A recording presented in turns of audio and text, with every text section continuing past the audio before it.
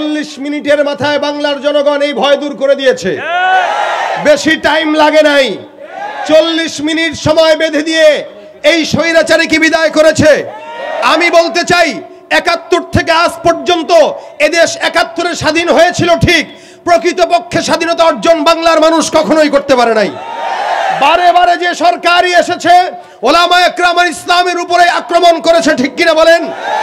2024 সালে ছাত্র জনতার আন্দোলনে নতুন যে বাংলাদেশ আমরা পেয়েছি, খবরদার এই যুবক ভাইরা, এই স্বাধীনতা নষ্ট করা যাবে না। নতুন করে কেউ যদি ক্ষমতা না পেয়ে এই ক্ষমতার অপব্যবহার করা শুরু করে, তাদেরকেও দাঁত ভাঙা জবাব দেওয়া হবে, দাঁত ভাঙা জবাব দেওয়া হবে, ঠিক কিনা? ছুটে আয় শাহজালালের নির্ভীক সৈনিকেরা, খতম করো নাস্তিকেদের চেলা চামুন্ডাগুলা। ছুটে আয় শাহজালালের নির্ভীক সৈনিকেরা, খতম করো নাস্তিকেদের চেলা চামুন্ডাগুলা। ছুটে আয় শাহজালালের, পারেন? ছুটে আয় শাহজালালের নির্ভীক সৈনিকেরা, খতম করো নাস্তিকেদের চেলা চামুন্ডাগুলা। অলিদের এই ভূমিতে বিপ্লবেরই মশাল জ্বালা, অলিদের এই ভূমিতে বিপ্লবেরই মশাল জ্বালা। ছুটে আয় শাহজালালের নির্ভীক সৈনিকেরা, খতম করো নাস্তিকেদের চেলা চামুন্ডাগুলা। শাহজালালের স্বপ্ন ছিল আল কোরআনের জ্বলবে আলো, শাহজালালের স্বপ্ন ছিল আল কোরআনের জ্বলবে আলো। পীরাউলিয়ার স্বপ্ন ছিল আল কোরআনের জ্বলবে আলো। সেই আলো ছড়িয়ে দিতে, সেই আলো ছড়িয়ে দিতে বিপ্লবেরই মশাল জ্বালা, সেই আলো ছড়িয়ে দিতে বিপ্লবেরই মশাল জ্বালা। ছুটে আয় শাহজালালের নির্ভীক সৈনিকেরা, খতম করো নাস্তিকেদের চেলা চামুন্ডাগুলা। অলিদের এই ভূমিতে বিপ্লবেরই মশাল জ্বালা, অলিদের এই ভূমিতে বিপ্লবেরই মশাল জ্বালা। ছুটে আয় শাহজালালের নির্ভীক সৈনিকেরা, খতম করো নাস্তিকেদের চেলা চামুন্ডাগুলা। ঠিক কিনা? এই যুবকরা যতক্ষণ আমি আছি কোরআনের এই মাহফিলে সিংহের মতো আওয়াজ দিয়ে থাকতে পারবে তো ইনশাআল্লাহ? আগে মাহফিল করতে গেলে ডানে তাকানো লাগতো, বামে তাকানো লাগতো, কথা বুঝে না? সভাপতি আসেনি, সেক্রেটারি আসেনি, কোনটা বললে আবার প্রশাসন চলে আসে, এ ভয় ছিল কিনা? 40 মিনিটের মাথায় বাংলার জনগণ এই ভয় দূর করে দিয়েছে। বেশি টাইম লাগে নাই, 40 মিনিট সময় বেঁধে দিয়ে এই স্বৈরাচারীকে বিদায় করেছে। আমি বলতে চাই 71 থেকে আজ পর্যন্ত এদেশ 71-এ স্বাধীন হয়েছিল ঠিক, প্রকৃতপক্ষে স্বাধীনতা অর্জন বাংলার মানুষ কখনোই করতে পারে নাই। বারে বারে যে সরকারই এসেছে ওলামায়ে কেরাম ইসলামের উপরে আক্রমণ করেছে, ঠিক কিনা বলেন? 2024 সালে ছাত্র জনতার আন্দোলনে নতুন যে বাংলাদেশ আমরা পেয়েছি, খবরদার এই যুবক ভাইরা, এই স্বাধীনতা নষ্ট করা যাবে না। নতুন করে কেউ যদি ক্ষমতা না পেয়ে এই ক্ষমতার অপব্যবহার করা শুরু করে, তাদেরকেও দাঁত ভাঙা জবাব দেওয়া হবে, দাঁত ভাঙা জবাব দেওয়া হবে, ঠিক কিনা? রাজি থাকবেন তো ইনশাআল্লাহ? আমরা দেখতে চাই না আর স্বৈরাচারীর কোন সরকার।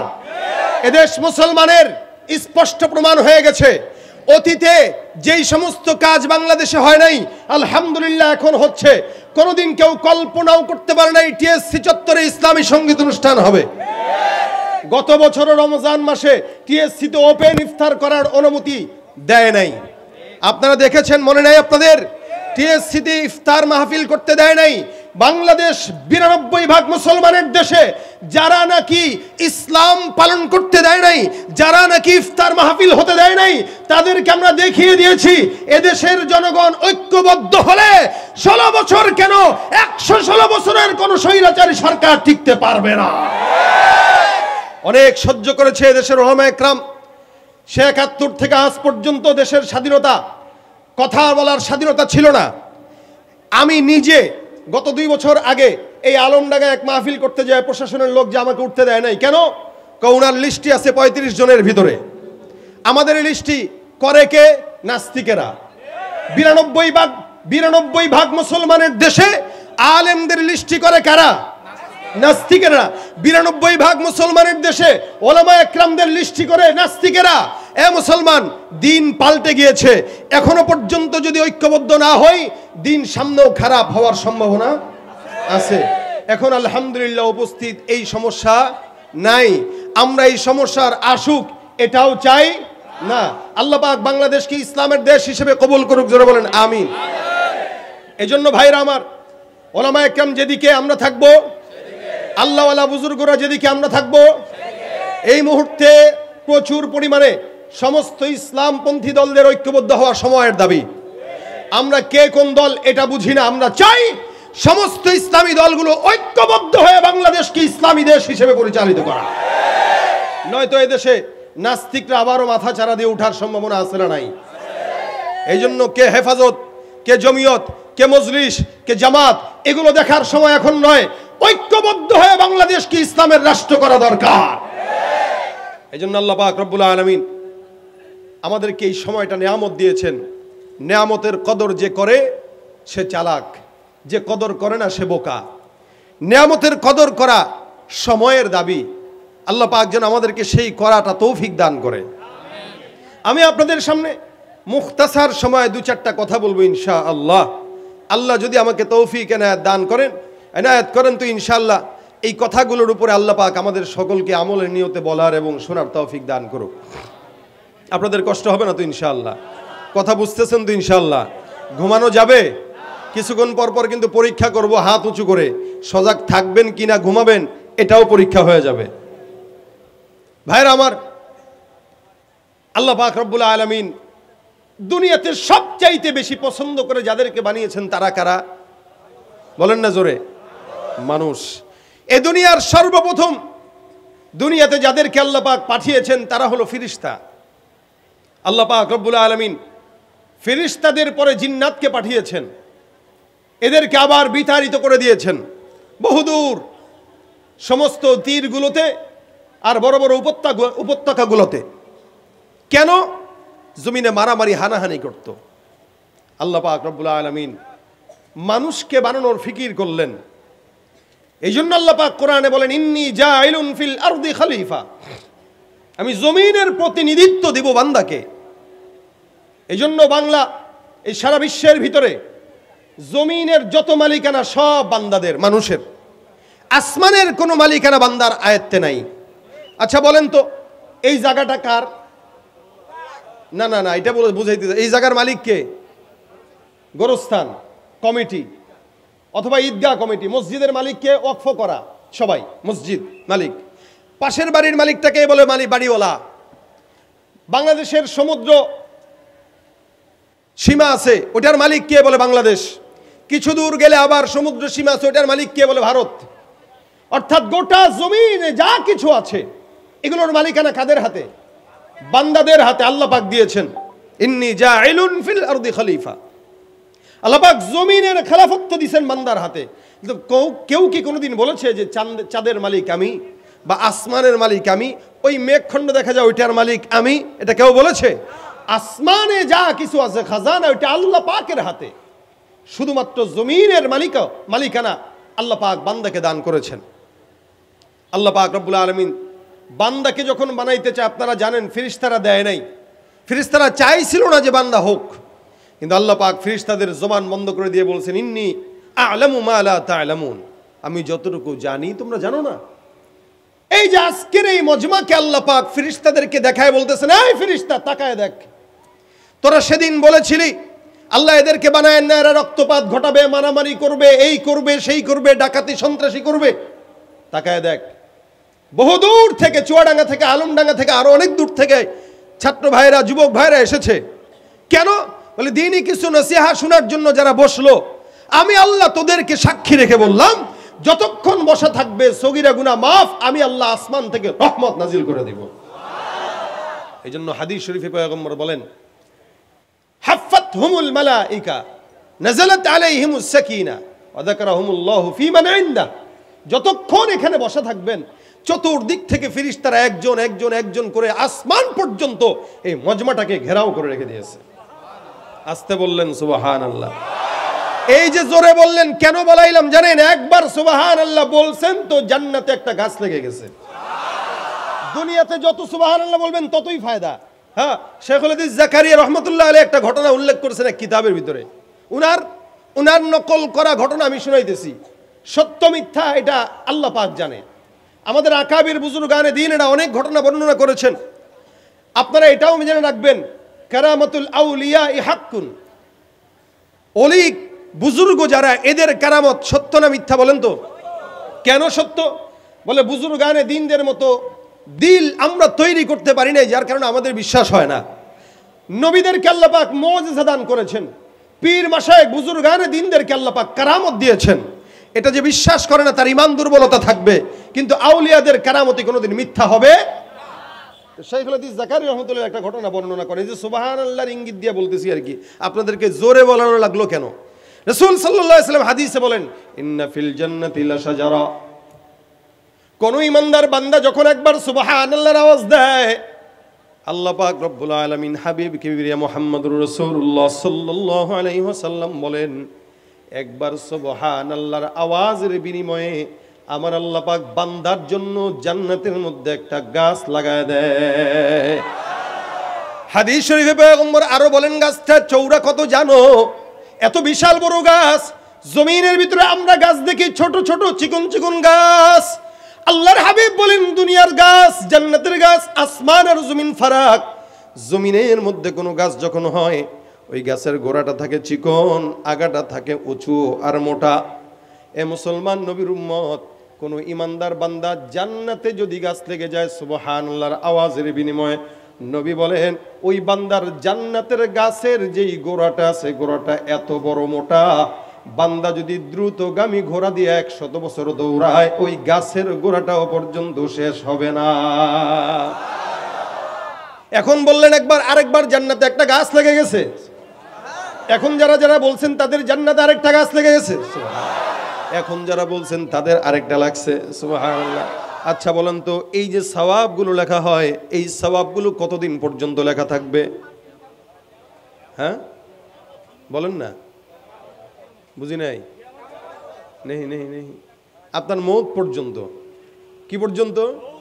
আচ্ছা, আপনি মৌত পর্যন্ত আপনার এটা বলার সময়সীমা, মৃত্যুর আগ পর্যন্ত যত বলবেন ততই লেখা হবে। মরে গেছেন কবরে যায় বললে কোনো ফায়দা? কোনো ফায়দা নেই। কবরে যায় নামাজ যদি পড়তে পড়তে কপাল ঘষা দিয়া কালোও বানায় ফেলান, এক বিন্দু সওয়াব নাই। কারণ এখানের জিনিস এখানে কামাই করার জিনিস, ওখানে যায় কামাই নাই, ওখানে বইলাও লাভ। এজন্য যত মরণ পর্যন্ত যতবার বলবেন তত সওয়াব, যত বলবেন তত সওয়াব। এক আল্লাহর ওলির ঘটনা বর্ণনা আছে, উনি মৃত্যু সন্নিকটে একদম মরে যাবে, উনি কয় সুবহানাল্লাহ সুবহানাল্লাহ সুবহানাল্লাহ সুবহানাল্লাহ সুবহানাল্লাহ সুবহানাল্লাহ সুবহানাল্লাহ সুবহানাল্লাহ। পাশ থেকে মুরিদ একটা ডাক দেখে, হুজুর কি শুরু করছেন? ইন্তেকালের আগ মুহূর্তে আপনি এরকম ভাবে পড়া শুরু করছেন, আমাদেরকে কিছু নসিহত করেন। আরে বেটা, নিজের চিন্তা আগে করে চুপ থাক। সুবহানাল্লাহ সুবহানাল্লাহ সুবহানাল্লাহ সুবহানাল্লাহ। মুরিদ ডাক দেখে, হুজুর একটু বলেন না কেন করতেছেন? আমি দেখতেছি আমার চক্ষু দিয়া যেন ফেরেশতারা আমার যে সুবহানাল্লাহ বলার খাতাটা আছে, আমলের খাতা, এটা আস্তে আস্তে ভাঁজ করে গোছে রেখে দেওয়ার জন্য প্রস্তুতি নিতেছে। তার মানে আমার হায়াত শেষ হয়ে যাচ্ছে। যতক্ষণ প্রস্তুতি নিতে নিতে যতক্ষণ যতবার বলতে পারবো ততবারই সওয়াব। খাতা বন্ধ হয়ে যাবে, 1000 বার সুবহানাল্লাহ বললেও কোনো ফায়দা নেই। এজন্য আমি খাতা বন্ধ হওয়ার আগ পর্যন্ত সুবহানাল্লাহ সুবহানাল্লাহ বলতেছি। এটা হলো মৃত্যু পর্যন্ত। তো জাকারিয়া রহমতুল্লাহ আলাইহি লেখেন, একজন আল্লাহওয়ালা যাচ্ছে রাস্তা দিয়া, বুজুর্গ মানুষ রাস্তা দিয়ে হেঁটে যায়, প্রতিমধ্যে কবরস্থান একটা আছে, কবরের সামনে দিয়া আল্লাহওয়ালাটা যায়। হঠাৎ করে বান্দার কানের মধ্যে আওয়াজ, কোন বান্দাটা কবর থেকে যেন সুবহানাল্লাহ সুবহানাল্লাহ সুবহানাল্লাহর জিকির, অথবা ওই বান্দাটা শুনতেছে কোন বান্দাটা যেন কবর থেকে কোরআন তেলাওয়াতের আওয়াজ, আল্লাহর জিকির, কোরআন তেলাওয়াত অথবা আল্লাহর জিকিরের আওয়াজ কবর থেকে আসলো।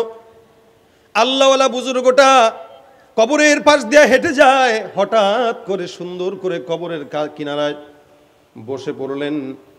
তাকায় তাকায় শুনেন, চিন্তা করেন কি ব্যাপার, কবরের মধ্যে আবার কেউ আছে নাকি, কোনো ফুটা টুটা আছে কিনা যেখান দিয়া কোনো মানুষ ভিতরে ঢুকে ঢুকে সুবহানাল্লাহ পড়তেছে? বলে না, কবরের ভিতরে এমন কোনো ফুটা নাই, এমন কোনো গর্তও নাই।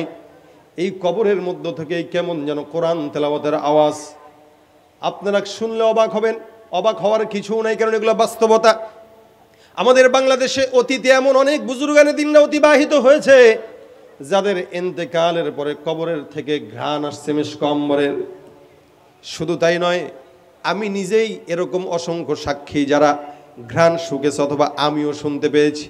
আপনি নিজেও যদি যান, অসংখ্য বুজুর্গানে দিন যাদের কবরের কিনারায় গেলে জান্নাতি শুষ্ক মিশক আম্বরের ঘ্রাণ ছড়ায়। আচ্ছা, একজন শিল্পীর নাম শুনছেন কি? পাকিস্তানের জুনায়েদ জামশেদ। হ্যাঁ, জুনায়েদ জামশেদ রহমতুল্লাহ ইন্তেকালের পরে তার কবর থেকেও নাকি এরকম ঘ্রাণ ছড়াইছে। অসংখ্য বুজুর্গানে দিন ছিল যাদের কবর থেকে ঘ্রাণ ছড়ায়। এগুলো আল্লাহওয়ালাদের কারামত। বুজুর্গানে দিনটা কবরের কিনারায় শোয়া। হঠাৎ করে চিন্তা করে একটু প্রশ্ন করব কিনা, দেখি ভিতর থেকে কি হয়। আল্লাহওয়ালা ডাক দিয়ে বলো, ভাই কবরের ভিতরে কে জানি না, কিন্তু কবরের ভিতর থেকে কোরআন তেলাওয়াতের আওয়াজ, এমন কোরআন তেলাওয়াতের আওয়াজ আমার দিলটাকে কেমন যেন করে ফেলতেছে। মেহেরবানি করে বলো তো, তুমি কবরের ভিতরে কোরআন তেলাওয়াত করতেছো এরকম ভাবে যদি তাহলে আমি অনেকক্ষণ যাবত শুনতেছি, কয় খতম কোরআন তেলাওয়াত তুমি করলে একটু আমারে বলবা নাকি? তুমি এমন কোন আল্লাহওয়ালা বুজুর্গ যে আল্লাহ কবরে যাওয়ার পরেও তোমাকে কোরআন তেলাওয়াতের সুযোগ করে দিয়েছে? অনেক আল্লাহওয়ালারা ইন্তেকালের পরেও কবরের মধ্যে আল্লাহ পাক বান্দাদেরকে ইন্তেকালের পরে যারা আল্লাহওয়ালা বুজুর্গ তাদের সঙ্গে জান্নাতের সম্পর্ক লাগায় দেয়। বুজুর্গানে দিনটা জিজ্ঞাসা করতে দেরি, কবরের ভিতর থেকে আওয়াজ। হয়তো সে কাশফের মাধ্যমে কবরের ওই বাসিন্দার সঙ্গে কথা বলতেছেন। লোকটা ভিতর থেকে ডাক দিয়া বলতেছেন, এ ভাই, আমি কবরের মধ্যে ইন্তেকালের পর থেকে এখন পর্যন্ত 11,000 কোরআন খতম দিয়েছি। আপনারা জোরে জোরে বলেন সুবহানাল্লাহ। আমি যে বললাম 11,000 বার কোরআন খতম দিয়েছি, আপনারা সুবহানাল্লাহ বললেন। আমার কি বলা লাগছে বলতে? নিজের থেকেই বললেন সুবহানাল্লাহ। কেন? এটা আশ্চর্যান্বিত একটা কথা। একটা মানুষ কবরের মধ্যে যাওয়ার পরেও 11,000 বার কোরআন খতম দিয়েছে। আপনারা যেরকম সুবহানাল্লাহ বললেন, ওই বান্দাটাও উপর থেকে বলে সুবহানাল্লাহ। ভিতর থেকে বান্দারা ডাক দেয়া বলো, ভাই তুমি কে জানি না, তবে তোমার কাছে আমার একটা আবদার। আবদারটা হলো, তুমি যেই সুবহানাল্লাহর আওয়াজটা দিলা, আমার 11,000 কোরআন খতমের সওয়াব তোমাকে দিয়া দিলাম, বিনিময়ে তুমি তোমার একবার সুবহানাল্লাহর সওয়াবটা আমাকে দাও। এই বেচারা কয় কি এটা? আমি বললাম একবার সুবহানাল্লাহ, এই ব্যক্তি বলল 1000 বার কোরআনের খতম। আমরা তো সারা জিন্দেগিতেও 100 বার কোরআন খতম দিতে পারি না। সেই হেফজখানায় যখন পড়ি মনে আছে, লাস্টের বছর শুনাইছিলাম 53 খতম দিছিলাম এক বছরে ওস্তাদদের কাছে। এরপরে রমজান মাসে তারাবি পড়াইলে একটা খতম দেওয়া হয়, এর ফাঁকে 2-1 খতম ছাড়া বেশি খতম দেওয়া হয় না, সুযোগ নাই।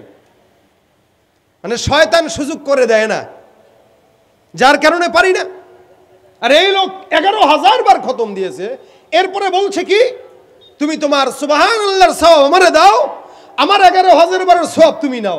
এ বেচারা কয়, ভাই বুঝলাম না কাহিনী, একটা সুবহানাল্লাহর সওয়াব নেওয়ার জন্য আপনি 11,000 কোরআন খতম দিয়ে দিবেন? বলে হ্যাঁ। বলে কেন জানো? বলে এই যে কবরের ভিতরে 11,000 বার কেন, কিয়ামত পর্যন্ত যদি কোরআন খতম দেই কোনো সওয়াব নাই, ফ্রি সার্ভিস। আর তুমি যে উপর থেকে খালি একবার বলছো, আমি তো বুঝতেছি দেখতেছি জান্নাতে আল্লাহ ফলের গাছ লাগাই দিয়েছেন। চায়ের দোকানে বসে বসে সরকার চালান, দেশ রাষ্ট্র চালান যারা, মানুষের গীবত যারা কন, ওই হুজুর ওই খারাপ, ওই হুজুর তো এই, ওই ইমাম তো এই, আল্লাহর কাছে জবাব দেওয়ার জন্য রেডি থাকেন। এই জন্য ওমর বলেন, হাসিবু ক্বাবলা আন তুহাসাবু। অন্যের হিসাব নেওয়ার আগে তুমি তোমার হিসাব মিলাও, কারণ তোমার কবরের হিসাব তোমাকে দিতে হবে, আরেকজন দিবে না। এই কারণে চায়ের দোকানে বসে, আমাদের দেশের চায়ের দোকানগুলোও 32 ইঞ্চি টিভি একটা উঠানোর টাকা শয়তান তারে ঠিকই দেয়, কিন্তু রুটি কলা উঠানোর টাকা পায় না। আর ওখানে বসে বসে যত গীবত, হুজুরের গীবত, মুয়াজ্জিনের গীবত, বক্তার গীবত, আলেমের গীবত, অমুক চেয়ারম্যানের গীবত, নিজে মানুষের দোষ খুঁজে বেড়ায়, নিজের তলায় দোষের অভাব। ওইটা না করে বসে বসে পড়েন সুবহানাল্লাহ সুবহানাল্লাহ সুবহানাল্লাহ, সওয়াব আছে না নাই? এজন্য যতক্ষণ থাকবেন সুবহানাল্লাহর জিকির করবেন, আলহামদুলিল্লাহর জিকির করবেন, আল্লাহর ওলি হয়ে যাবেন ইনশাআল্লাহ। এই জন্য আল্লাহ পাক ডাক দিয়া বলেন, আলা ইন্না আউলিয়া আল্লাহ, আলা ইন্না আউলিয়া আল্লাহ, জেনে রাখবা যারা আল্লাহর ওলি, আল্লাহর ওলি, আল্লাহর ওলি কারা? জিন্নাত ফেরেশতা নাকি ইনসান? কথা কয় না? জিন্নাত ফেরেশতা নাকি ইনসান? এই ইনসানকে আল্লাহ পাক রব্বুল আলামিন বানাইছেন মহব্বত করে। আপনাকে আমাকে আল্লাহ পাক মহব্বত করে বানাইছেন। যদিও আমার দেশে মানুষের কোনো দাম নাই, কুকুরের দাম আছে। মানুষের দাম নাই, কুকুরের দাম আছে, বিড়ালের দাম আছে। গাড়ির মধ্যে বিড়ালের জন্য আলাদা সিট রাখা হয়, আর মানুষের সন্তান আরেক মানুষকে 1 টাকার জন্য হত্যা করা হয়, গায়ে মায়াও লাগে না। ভাইরা আমার, মানুষ সব অমানুষ হয়ে গেছে, যার কারণে মানুষের প্রতি মানুষের দরদ দেয়। কিন্তু আল্লাহ পাক রব্বুল আলামিন বলেন, কত মহব্বত করে বানাইলাম। এমন মহব্বত আমি আল্লাহ অন্য কোনো জাতিকে করি নাই। আল্লাহ পাক রব্বুল আলামিন বলেন, লাকাদ খালাকনাল ইনসানা ফি আহসানি তাকওয়িম, সব চাইতে সুন্দর আকৃতি দিয়ে আমি আল্লাহ রব্বুল আলামিন ইনসানকে বানায় দিলাম। মুসলমান খুব বুঝবেন, আল্লাহ পাক রব্বুল আলামিন কত দামি বানাইছেন, কত সম্মান দিয়া, কত আদর করে বানাইছেন। এই আসমান জমিন গ্রহ নক্ষত্র যা কিছু দেখা যায় সব কিছু আল্লাহ পাক 6 দিনে বানাইছেন। আল্লাহ বলেন, ফি সিত্তাতি আইয়াম সুম্মা ইস্তাওয়া আলাল আরশ, আমার আল্লাহ পাক 6 দিনে বানাইছেন আসমান। মুফাসসিরিন ইকরাম বলেন, প্রথম 3 দিনে জমিন বানাইছেন, পরের 3 দিনে আল্লাহ পাক রব্বুল আলামিন আসমানকে আল্লাহ পাক নজর দিয়েছেন। এই সব কিছু আল্লাহ পাক রব্বুল আলামিন 6 দিনে বানাইছেন। চাইলে তো 6 সেকেন্ডও লাগতো না, ঠিক কিনা? কিন্তু আল্লাহ পাক সময় নিলেন কেন? বান্দা যেন বুঝে ধীরে ধীরে কাজের মধ্যে বরকত হয়। আমার আল্লাহ পাক 6 দিনে বানাইলেন। ইন্নামা আমরুহু ইদা আরাদা শাইআ আইয়াকুলা লাহু কুন ফায়াকুন, সমস্ত আসমান জমিনের মধ্যে যা কিছু আছে আমার আল্লাহ পাক রব্বুল আলামিন হও বলতে দেরি হয়, কিন্তু আসমান আর জমিন হতে দেরি হয় নাই। এ মুসলমান নবীর উম্মত, আমার আল্লাহ পাক রব্বুল আলামিন আসমান জমিনকে কোন দিয়া বানাইলেন, কিন্তু আপনার মতো আমার মতো বান্দাকে আল্লাহ পাক হও দিয়া বানায় নাই। আমার আল্লাহ বলেন, ইয়া বানি আদম খলাকতুকা বিয়াদাই, হে বানি আদম, আসমান আমি আল্লাহ আদেশ দিয়া বানাইলাম, জমিন আমি আল্লাহ আদেশ দিয়া বানাইলাম, পাহাড়কে আমি আল্লাহ আদেশ দিয়া বানাইলাম, চন্দ্রকে আমি আল্লাহ আদেশ দিয়া বানাইলাম, সমুদ্রকে আমি আল্লাহ আদেশ দিয়া বানাইলাম। তোমার মতো মানুষ আমি আল্লাহ কেমনে বানাইছি জানো? আমার আল্লাহ পাক রব্বুল আলামিন বলে, ইমানদার, আমি আল্লাহ তোমাকে যখন বানাইলাম, আমি আল্লাহ পাক রব্বুল আলামিন আমার নিজের কুদরতি হাত দিয়া বান্দা আদর করে মোহাব্বত করে লেপে লেপে তোমাকে বানাইলাম। আমার আল্লাহ পাক রব্বুল আলামিন নিজের কুদরতি হাতে বান্দার নাকটা বানায় দিয়েছেন, নিজের কুদরতি হাতে বান্দার ঠোঁটটা বানায় দিয়েছেন। আল্লাহ পাক চমৎকার করে সুন্দর সুন্দর করে বানায় দেয়। 40,000 বছর পর্যন্ত আল্লাহ পাক 40 বছর পর্যন্ত বান্দার এই সুন্দর দেহটাকে আল্লাহ পাক জান্নাতের মধ্যে ফেলে রাখছে। এটা একটা মাত্র মাটির পুতুলের মতো। শয়তান চতুর্দিক দিয়ে ঘুরে চিন্তা করে, হ্যাঁ এটারে আমার বিপরীতে বানানো হয়েছে, এটারে শান্তি দিব না। শয়তান নাক দিয়া ঢুকা পিছন দিয়া বের হয়ে গেছে, খালি কিছুক্ষণ পর পর খোঁজা দেয়। আল্লাহ বলেন 40 দিন পর ফানাফাখতু ফীহি মির রূহি ফাকাউ লাহু সাজিদিন। আমার আল্লাহ পাক রব্বুল আলামিন বান্দাকে ফুঁক দিয়ে দিলেন, বলে কি? ফানাফাখতু ফীহি মির রূহি। আল্লাহ ডাক দিয়া বলেন, আমি আমার রূহ থেকে বান্দার মধ্যে রূহ ফুঁকে দিলাম। সুবহানাল্লাহ। কার রূহ থেকে? কার? আল্লাহর রূহ থেকে আমাদের ভিতরে আল্লাহ পাক রূহ দিয়ে দিয়েছেন। শয়তান ডাক দিয়া বলেন, ক্বালা ফাবিইজ্জাতিক, ক্বালা ফাবিইজ্জাতিক, এই তোমার ইজ্জতের কসম, লাউগুইয়ান্নাহুম আজমাইন, সবগুলোরে আমি আল্লাহ, তুমি আল্লাহ, তোমার বান্দাদেরকে আমি শয়তান সবগুলোরে গোমরা করেই ছাড়বো। ক্বালা ফাবিইজ্জাতিকা লাউগুইয়ান্নাহুম আজমাইন, আল্লাহ সবগুলোকে আমি আল্লাহ ধ্বংস করেই ছাড়বো। যার কারণে কখনো কখনো টুপিওয়ালা, পাগড়িওয়ালা, জুব্বাওয়ালা অথবা প্যান্ট শার্ট টাইওয়ালা ভদ্রতার বেশেও শয়তান আছে না নাই? ও চ্যালেঞ্জ করছে আল্লাহর কাছে, একটারও ভালো থাকতে দেব না। আমার আল্লাহ পাক ডাক দিয়া বলেন, ইল্লা ইবাদাকা মিনহুমুল মুখলাসিন, সবগুলোরে পারবা, তবে মুখলিস আল্লাহওয়ালা ইমানদারদেরকে পারা যাবে? কথা কয় না, যাবে? চাকরি হয় না, যদিও একটা হইছে, নেতায় ডাক দেয়া কয় দাড়ি কাটো তাহলে চাকরি টিকবে। যুবক কয় না না, কারণ আমার দিলের মধ্যে দুনিয়ার মানুষের প্রেম নাই, আমার দিলের মধ্যে নেতার প্রেম নাই, আমার দিলের মধ্যে বিবির প্রেম নাই, আমার দিলের মধ্যে আল্লাহর প্রেম। দুনিয়াতে রিক্সা চালায় খাইতে রাজি দেব, আল্লাহর প্রেম ছাড়তে রাজি হব না। এটা ইমানদারের কাজ। এই জন্য আল্লাহ বলেন আলা ইন্না আউলিয়া আল্লাহ, এরা আল্লাহওয়ালা, এরা আল্লাহর ওলি, এরা আল্লাহর বন্ধু।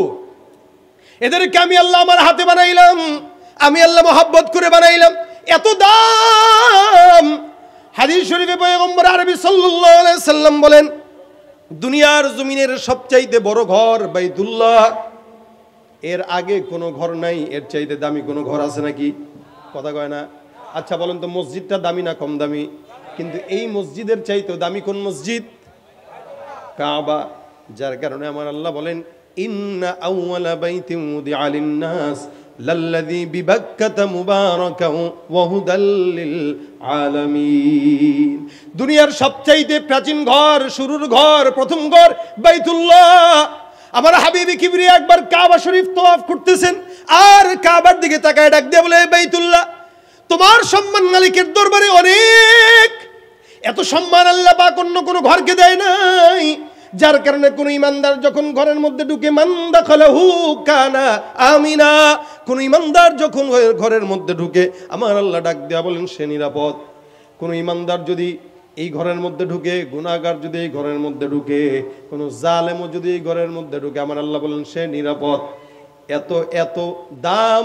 কোন বাইতুল্লাহ যদি কোন ইমানদার বান্দা একবার তওয়াফ করে, আল্লাহ পাকের হাবিব বলেন একজন সদ্য ভূমিষ্ঠ হওয়া শিশু বাচ্চার মতো ওই বান্দাকে আল্লাহ পাক নিষ্পাপ বানায় দেয়। কত দাম, কত দাম। একটা ঘর খালি তওয়াফ করতেছে, কাপড় একটা সাদা পড়ছে তো 7টা চক্কর দিছে, বাস খালাস, সারা জিন্দেগির গুনাহ মাফ। কত দামি ঘর এই ঘরটা।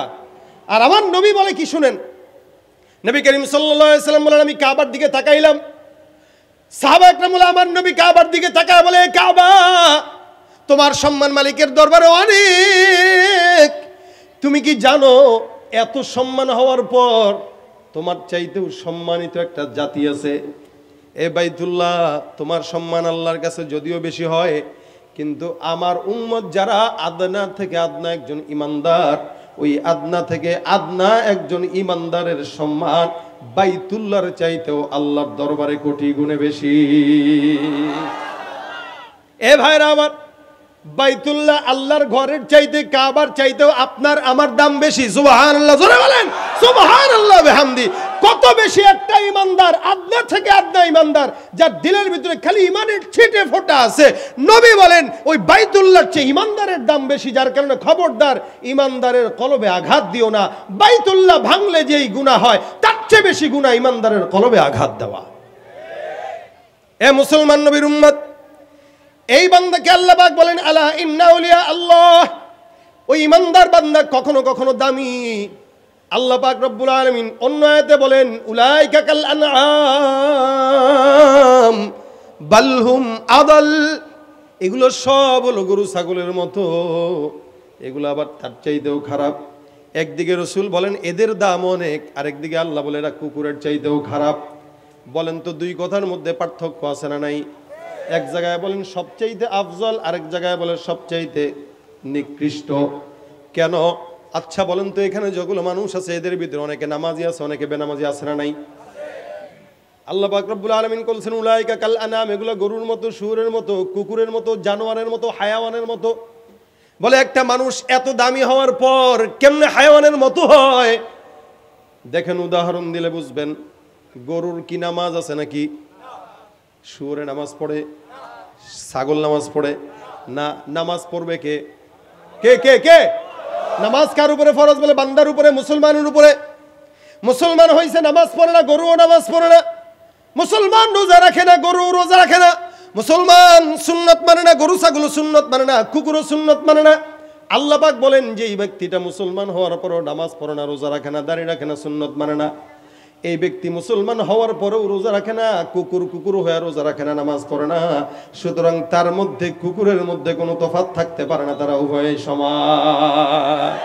রাস্তাঘাটে যায় না চলা, এই মানুষের ভিড়ে, ওই ভিড়ের মাঝেও আবার কেহ অন্যের পকেট মারে।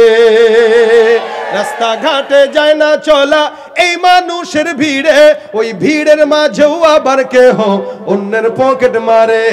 ও কেউ যদি মানুষ বলো আমার বলার কিছুই নাই, তাকেও যদি মানুষ বলো আমার বলার কিছুই নাই।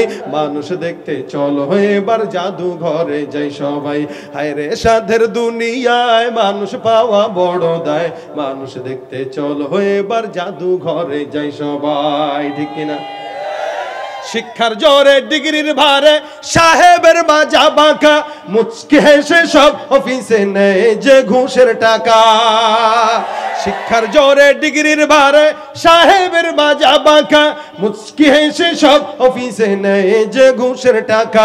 শিক্ষিত এই অমানুষদের দেশে তো আজ অভাব নাই, শিক্ষিত এই অমানুষদের দেশে তো আজ অভাব নাই। মানুষ দেখতে চলো এবার জাদু ঘরে যাই সবাই, হায় রে সাধের দুনিয়ায় মানুষ পাওয়া বড় দায়। মানুষ দেখতে চলো এবার জাদু ঘরে যাই সবাই, ঠিক কিনা? মানুষ তো অনেকেই সামনে দেখা যায়, কিন্তু সবাই কি মানুষ?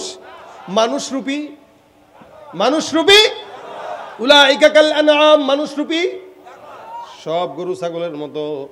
যদিও এদেরকে বলছে গরুর মতো, কুকুরের মতো, শুয়োরের মতো, এতটুকু মানা যায়, কিন্তু তার চাইতেও খারাপ। এটা কেমনে? আচ্ছা বলেন তো, এলাকার মধ্যে ডাকাতি হয় কি হয় না? এই যে শুনলাম নাকি গতকালও হয়েছে ডাকাতি এখানে, হ্যাঁ? তো এইগুলা কোন ছাগল? কি বলেন? এগুলো কোন কোন গরু ছাগল এরা, যারা এরকম রাত দিন প্রকাশ্যে ডাকাতি করে? আল্লাহ পাক এদেরকে বলতেছেন এই এলাকায় চাঁদাবাজি করে কি মানুষ না কুকুর? হ্যাঁ, কে করে? ঘুষ খায় কে? জেনা ব্যভিচার করে কে? একজন আরেকজনকে হত্যা করে কে? অথচ কুকুর করার কথা, কুকুর করে না। কুকুর না কামড় দিয়ে একজনকে মারার কথা, কিন্তু কুকুর এটা করে না। গরু ছাগল করে না, কুকুর করে না, শুয়োর করে না। করে কে বলে? মানুষ। সুদ খায় মানুষ, জেনা করে মানুষ, ব্যভিচার করে মানুষ, দুর্নীতি করে মানুষ। আল্লাহ বলেন যে এই কাজটা কুকুর শুয়োর এরা কুকুর হওয়ার পরেও করে না, ওই কাজটা তুমি মানুষ হয়ে করার কারণে তুমি কুকুর শুয়োরের চাইতেও খারাপ। গর্ব সুরত आदमी इंसाबुदे, गर्ब सूरत आदमी इंसाबुदे, अहमदो बू जहलो हम एक शासुदे, अहमदो बू जहलो हम एक शासुदे, मुसलमानी बुद गर्दन निहादा इनाने खुद बदुस्ते खाजदादान। भाईरा আমার খুব বুঝবেন, মুসলমান চামড়ায় আছে, মুসলমান নামে আছে, মুসলমান পোশাকের মধ্যে আছে, ভিতর দিয়ে তাকায় দেখেন সব গরু ছাগলের চাইতেও খারাপ। ওই শয়তানদের ব্যাপারে, মানুষরূপী জানোয়ারদের ব্যাপারে আল্লাহ পাক রব্বুল আলামিন কোরআনে আয়াত দিয়েছেন, উলাইকা কাল আনআমি বাল হুম আদল। আর যারা ইল্লা ইবাদাকা মিনহুমুল মুখলাসিন, এরা কারা? এরাই হলো তারা যাদের দাম কাবার চাইতেও আল্লাহর দরবারে বেশি। সুবহানাল্লাহ। এদের ব্যাপারে আমার আল্লাহ পাক ডাক দিয়া বলেন, আলা ইন্না আউলিয়া আল্লাহ, আলা ইন্না আউলিয়া আল্লাহ লা খাউফুন আলাইহিম ওয়ালা হুম ইয়াহজানুন। আল্লাহ পাক রব্বুল আলামিন বলেন, জমিনের মধ্যে মনে রাখবা, যারা আমার ওলি, আমার বন্ধু, জমিনে এদের কোনো ভয় নাই, মরণের পরেও আখিরাতে জাহান্নামের জন্য এদের কোনো টেনশনও থাকবে না। সুবহানাল্লাহ। আল্লাহ বলেন, আল্লাযীনা আমানু ওয়া কানু ইয়াত্তাকুন। বলে এরা কেমন মুসলমান? এরা হইল আল্লাযীনা আমানু, যারা প্রকৃত ঈমানদার, ওয়া কানু ইয়াত্তাকুন, যারা প্রকৃত মুত্তাকি। এরাই আমার বন্ধু। অর্থাৎ বন্ধু হওয়ার জন্য দুইটা কাজ, এক নম্বর ঈমানদার, আর এক নম্বর মুত্তাকি। এই দুইটা জিনিস যারা, এরাই হলো আল্লাহর বন্ধু। জোরে বলেন সুবহানাল্লাহ। আল্লাহ বলেন তাদের জন্য কি একটা আমার তরফ থেকে গিফট, লাহুমুল বুশরা ফিল হায়াতিদ দুনিয়া ওয়া ফিল আখিরাহ লা তাবদীলা লিকালিমাতিল্লাহ যালিকা হুয়াল ফাওজুল আযীম। আল্লাহ পাক ডাক দিয়া বলেন, লাহুমুল বুশরা ফিল হায়াতিদ দুনিয়া, এদের জন্য, তাদের জন্য সুসংবাদ হইল জমিনের মধ্যেও এদের জন্য সুসংবাদ, ফিল আখিরাহ, এবং আখিরাতেও তাদের জন্য সুসংবাদ, আখিরাতেও তাদের জন্য জান্নাতের সুসংবাদ। আল্লাহ পাক যেই সুসংবাদটা তাদেরকে দিয়েছেন, লা তাবদীলা লিকালিমাতিল্লাহ, আল্লাহর এই ওয়াদাটা হর ফর নরচর হওয়ার কথা না, সুবহানাল্লাহ। অর্থাৎ আল্লাহ যা বলেছেন এটা 100% হবে কি হবে না? ও ভাই বিশ্বাস হয়নি?